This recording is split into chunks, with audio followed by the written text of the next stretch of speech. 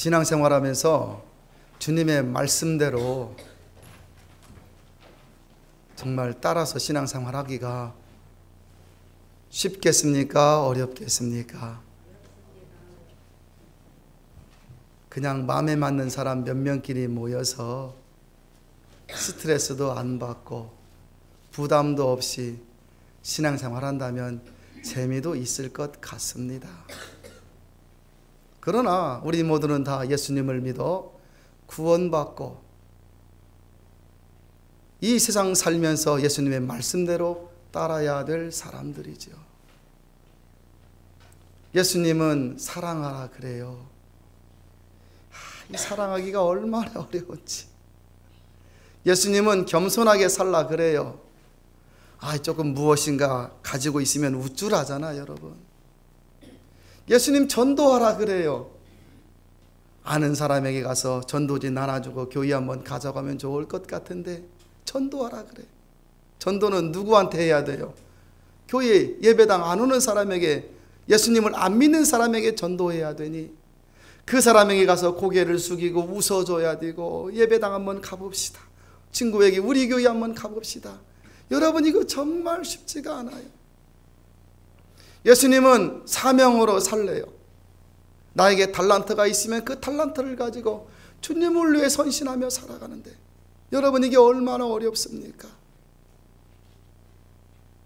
그냥 마음에 드는 사람들 같이 공동체로 모여서 스트레스도 덜 받고 서로 교제하고 나누고 식사도 같이 하고 살면 참 좋을 것도 같습니다. 그런데 여러분, 그게 좋을까요? 한국 교회는 부자가 되었습니다. 정말 한국 교회 부자가 되었습니다. 저 예전에 마룻바닥에서, 용환교회 어릴 때 마룻바닥에서 예배드린 거 기억납니다. 그때는 무릎 꿇고 해도 아프다는 소리를 못했고, 방석이라고 있어서 앉아 있으면 허리가 아픈데도 1시간 반씩 예배 드리는 거 아시지요? 시골에서. 그런데 지금은 한국 교회가 부자가 되었습니다. 그렇지만 점점 속사람의 능력을 잃어가고 있다고 많이 걱정을 합니다. 이유는 말씀대로 살아야 될 성도가 말씀대로 살지 않기 때문에 점점 속사람의 능력이 약해져 가는 것입니다. 예배도 1시간 넘어가면 막 시계를 쳐다봅니다. 여러분, 머릿속에 정해진 게 있어요. 목사님은 설교 요만큼만 해야 되고, 예배는 이렇게 돼야 한다는 정해진 것이 있습니다. 예배당에 오래 다니다 보면 그것이 있어서 거기에서 벗어나면 이해가 안 되고 괜히 짜증나고, 예배 드리면서 은혜 받으려고 사모해야 되는데 육신이 피곤합니다. 교회에 출석하는 사람이나 안 하는 사람이 어느새 비슷해져 버렸습니다.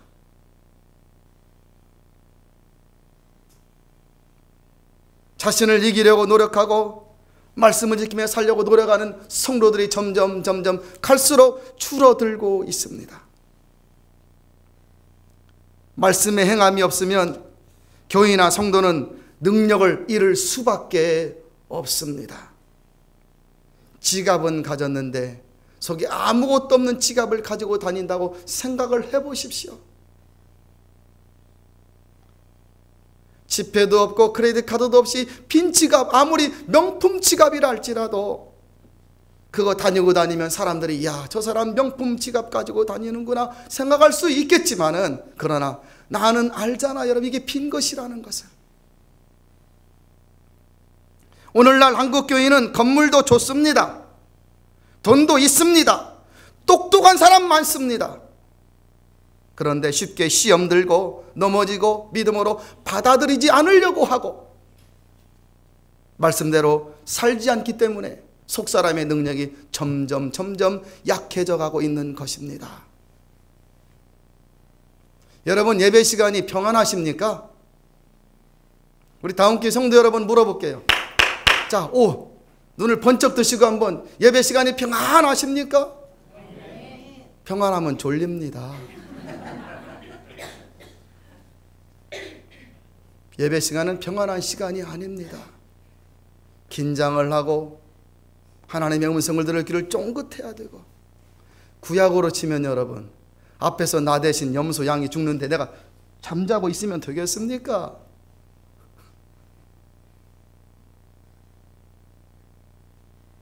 앞에서 나 대신 염소나 양이 죽고 있는데 여러분, 내가 옆 사람하고 잡담할 수가 있겠습니까?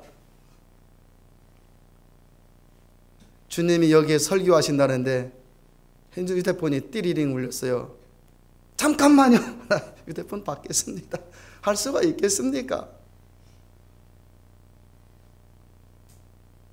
쉽게 시험 들고 쉽게 넘어지고, 어려운 문제가 있어도 말씀 붙들고 살려고 노력하고, 내가 그만한 위치에 있으면 그만한 영향을 끼치려고 노력하고, 익은 벼가 고개를 숙이듯이 더 많이 숙이려고 노력하고, 이게 바로 속사람의 능력입니다. 그 속사람의 능력은 다른 데서 나오는 것이 아닙니다. 예수님의 말씀을 지키려고 노력할 때 나오는 겁니다. 오늘 성경에서 예수 그리스도는 우리들에게 중요한 교훈 몇 가지를 가르쳐 줍니다.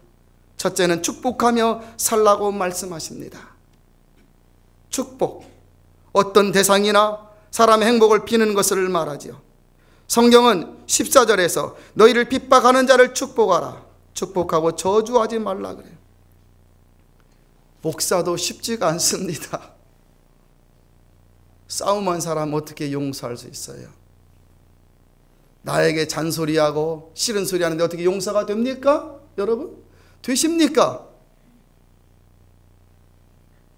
나를 막 쿡쿡 찌르는데 용서가 되십니까? 여러분? 저도 잘 안 됩니다. 그런데 노력해 보려고 합니다.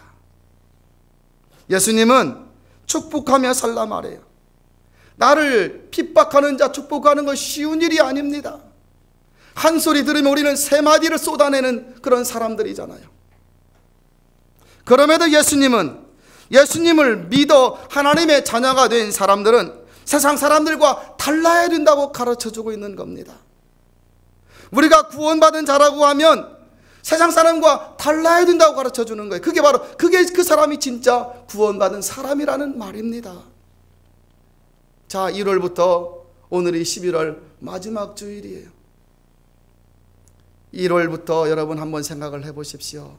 여러분을 힘들게 했던 사람들, 여러분에게 아픔을 주었던 사람들, 괴롭게 했던 사람들, 상처를 주었던 사람들 가만히 한번 떠올려 보십시오. 이 시간 주님이 여러분들에게 여러분을 핍박하는 자를 축복하라고 이렇게 설교하신다면 여러분은 어떻게 하시렵니까? 저요, 예수님 잘 안 됩니다. 하시렵니까? 그래도 오전에 순종하라 했는데 예, 한번 해보겠습니다. 하시렵니까? 이제 우리는 예수님의 말씀에 순종할 것인가 아닌가 할 것인가를 결정해야만 합니다. 예수님을 구주로 믿는 사람은 당연히 순종해야 되잖아요, 여러분.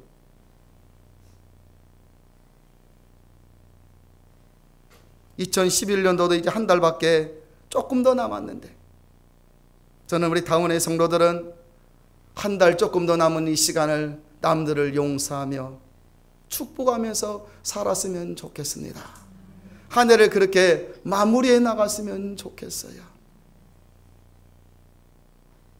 나를 속상하게 했던 사람들, 이웃을 축복하면서 그 사람들을 위해서 기도하며 살아갈 수 있기를 정말 간절히 권면드립니다. 둘째로 예수님은 남을 헤아리며 살라고 가르쳐 주십니다. 남을 좀 헤아리십시오. 나 혼자 독불장군으로 사는 건 아니잖아요. 남의 형편을 좀 헤아려서 손도 잡아주고 그들을 좀 배려하며 베풀며 살아가십시오.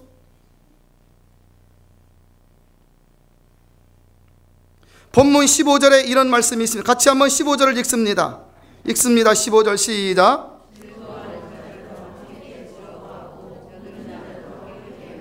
아멘. 즐거워하는 자들과 함께 즐거워하는 것은 할 수가 있습니다. 쉽습니다. 그런데 우는 자들로 함께 울라 하는 이 말씀, 그 사람에게 무슨 형편, 아픔이 있으니까 울 것 아니겠어요? 괴로움이 있으니까 울 것 아니겠습니까? 슬픔이 있으니까 울 것 아니겠습니까? 답답하고 괴로운 문제, 그걸 어디 표현할 게 없어서 울 것 아니겠습니까? 눈물을 흘리며 우는 것도 있고 가슴이 찢어지는 눈물도 있지 않습니까, 여러분? 함께 울어줄 수 있는 다음 교회 성도들 되었으면 좋겠습니다. 그리스도인들은 나보다 다른 사람을, 구원받은 사람이라면 나보다 다른 사람을 헤아리며 살아갈 수 있는 귀한 넉넉한 믿음의 모습을 보여줄 수 있어야만 하겠습니다. 남을 행복하게 해주는 사람이 그 사람도 자신이 행복하게 되잖아요. 반대로 남을 아프게 하는데 잘 될 리가 없습니다. 항상 긍정적인 마음, 감사하며 남을 헤아리는 사람이 진짜 인생 행복하고 복된 사람이잖아요.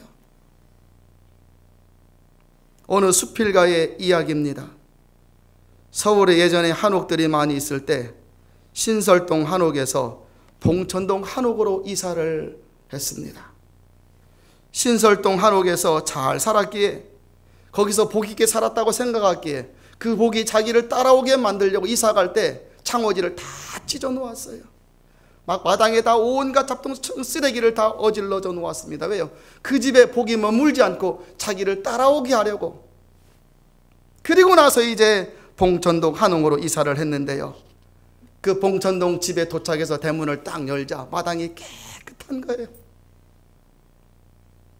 그 집에 창호지를 보니까 하나도 찢어진 곳이 없는 겁니다. 주방에 가보니 청소가 잘 돼 있는 거예요. 그런데 거기에 쪽지가 하나 써 있는 겁니다. 이런 쪽지였습니다. 이사 오느라 수고했습니다. 이 집에서 행복하게 사세요. 저는 다음 주소로 이사를 갑니다. 혹시 필요한 것이 있으면 연락 주십시오. 이 집에서 행복하게 사십시오. 그런 메모였습니다. 이 수필가가 얼굴이 너무나 뜨겁고 창피했답니다. 우리는 나만 만족하고 나만 행복하면 되는 사람이 아니라 상대방을 행복하게 해주고 상대방을 배려함으로써 그 행복을 보면서 나도 행복해야 되는 사람들이잖아요, 여러분. 오늘 15절 말씀은 특별히 여러분들이 많이 기억해야 합니다. 즐거워하는 자들로 함께 즐거워하고, 좋은 일이 있으면 같이 즐거워하고, 우는 자들로 함께 울라. 우리 당원의 성도들, 한 달 조금 더 남은 올 한 해 다시 한번 여러분의 삶을 되돌아보면서 기뻐할 일이 있으면 같이 기뻐하고, 혹시 여러분 주위에, 여러분 이웃에, 여러분과 만나는 사람들이 슬픔 가운데 있고 어려움 가운데 있거들랑 그들의 손을 잡아줄 수 있는 여러분들 다 될 수 있기를 권면드립니다.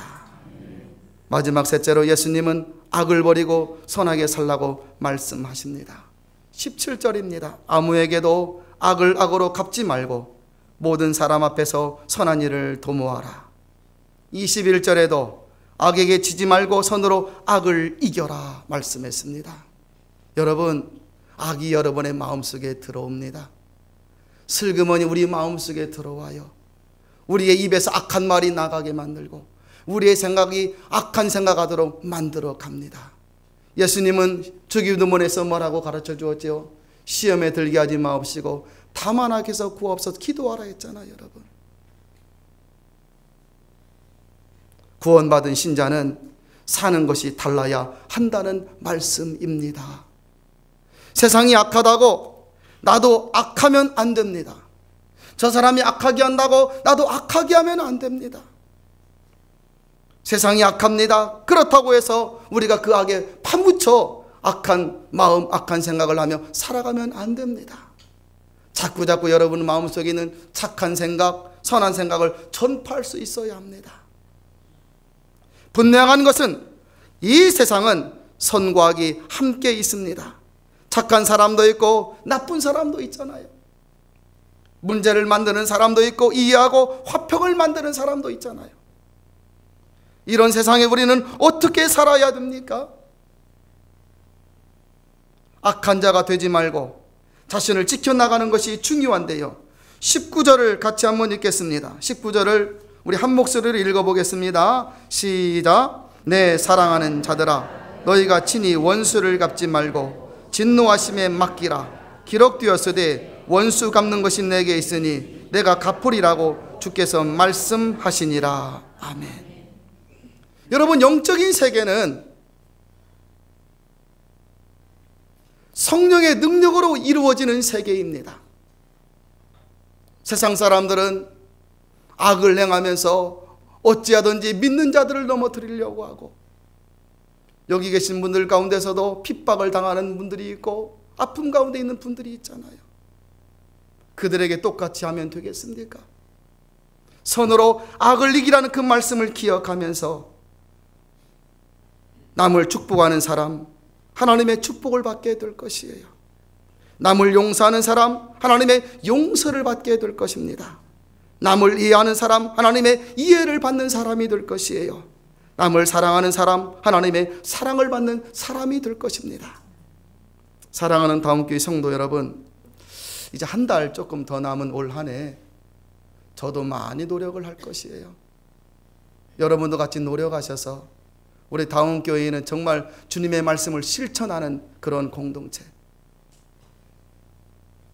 우리가 10년, 20년 예배당에 다닌 걸 횟수를 자랑하는 우리가 아니라 말씀 하나 지키면서 살려고 노력하여 그 속사람이 강건하다는 사실을 보여줄 수 있는 그런 성도, 그런 성도로 올 한 해 남은 시간도 같이 보낼 수 있기를 진심으로 축복합니다. 기도하겠습니다. 참 좋으신 하나님 아버지, 감사드립니다. 주님의 말씀대로 살면 복이요 은혜인 줄 알지만 주님의 말씀대로 살지 못할 때가 많습니다. 마음은 원이로도 육신이 약해서 넘어지고 쓰러질 때가 얼마나 많습니까? 나의 입술, 나의 마음 하나 지키지 못해서 시험 들 때도 많고 상처 줄 때도 많습니다. 하나님, 저희들에게 자비와 긍휼을 베풀어 주시사 이 다운의 공동체가 주님의 은혜로 굳건하게 서갈 수 있도록 인도하여 주옵시고, 하나님 아버지, 더욱더 주님의 귀한 사명 말씀 실천하고 행하여서 겉사람보다, 겉사람의 모양보다 속사람의 강건함과 능력을 보여주면서 살아갈 수 있는 저희를 되도록 인도하여 주시옵소서. 2019년도도 한 달 조금 더 남았습니다. 하나님, 기억하여 주셔서 그 시간 동안 하지 못한 모든 주님의 귀한 사명 잘 감당하려고 노력하게 하옵시고, 그리함으로써 정말 12월 31일 송구영신 예배 드릴 때에는 주님 앞에 기쁨으로 자랑스럽게 예배드리는 저희들 되도록 도와주시옵소서. 예수님의 이름으로 기도하옵나이다. 아멘.